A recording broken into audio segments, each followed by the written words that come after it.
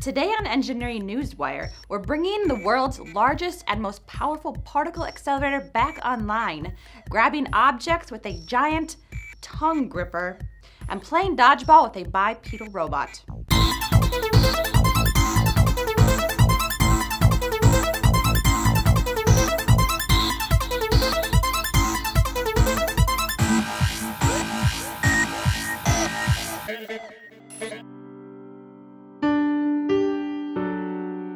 Engineers at the University of Oslo and Festo have come together to create the FlexShape Gripper, a new gripper inspired by a chameleon's tongue.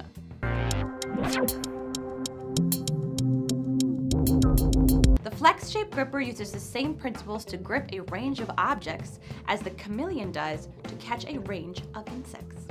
The gripper consists of a double-acting cylinder with one chamber filled with compressed air and a second that is fitted with an elastic silicone molding and filled with water. When the top pressurized chamber is vented, the water-filled chamber is pulled inward to wrap itself around an object. Both the holding and the release mechanisms are triggered pneumatically. In the future, Festo sees the FlexShape Gripper being used in applications where multiple objects and a range of shapes must be handled at the same time, including the service robotics sector. Although I'm really wondering what they will model grippers off of next. Oh, we need like, you know those like gripper things, those things you like throw at the wall and they stick. On Monday, teams working on CERN's Large Hadron Collider, the world's largest and most powerful particle accelerator, resolved a problem that has been delaying the collider's restart, which is more than 2 years in the making. A few days ago, a short circuit to ground in one of the connections between a magnet and its diode caused further delays. The diodes are part of the protection system for the collider's superconducting magnets, which divert the current in a parallel circuit in the event of a quench. Quenches are bad.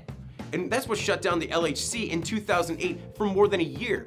It's when the magnet changes from a superconducting to a conducting state. During the training of the magnets for a beam energy of 6.5 tera-electron volts, that's also that number, a metal fragment got stuck in the connection, shorting the ground and preventing the diode from operating correctly.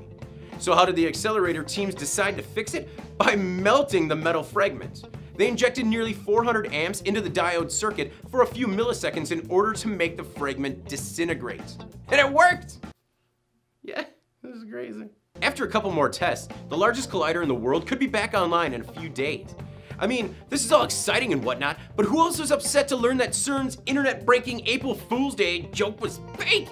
Say we shift all future efforts from the God particle to the force.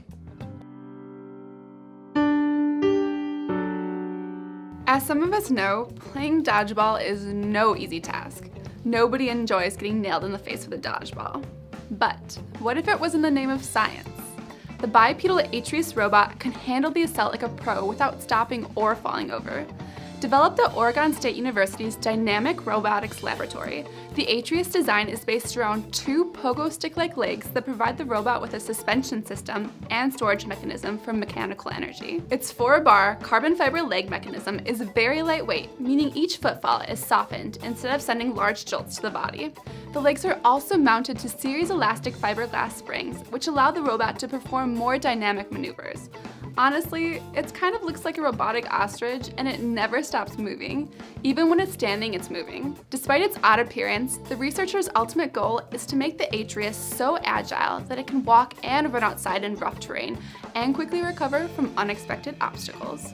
Currently, there are 3 Atreus robots in operation in the United States. Aside from Oregon, both the University of Michigan and Carnegie Mellon University are working with their own Atreus prototypes. And for all you robot junkies out there, the Atreus robot will be demonstrated at the DARPA Robotics Challenge in June. Do you have story ideas? Comment below and we'll cover them in an upcoming episode. For the PD&D channel, I'm Melissa Fossbender and this has been your Engineering Newswire.